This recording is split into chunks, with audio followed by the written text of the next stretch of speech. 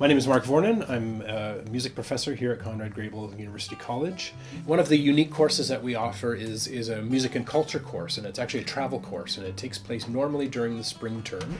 And students can enroll in it. It's a full credit course, and the course is taught in a location, different location each time it's taught, depending on who the faculty member is who's teaching it. So in the spring of 2019, I'm going to be teaching a course that's going to take us to Berlin, Germany for 5 days, followed by a tour through the Baltic countries, starting in Riga, which is the capital of Latvia, and ending at the Estonia National Song Festival, or Laulupidu, in Tallinn, Estonia. This is a major choral festival with 30,000 singers on stage at once, and it's just a major cultural event.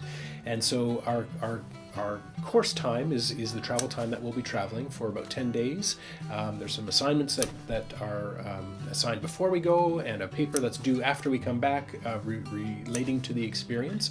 But it's a really great way to be able to travel and to be able to earn a music credit, and I think a really unique course offering that we offer here at Conrad Grebel.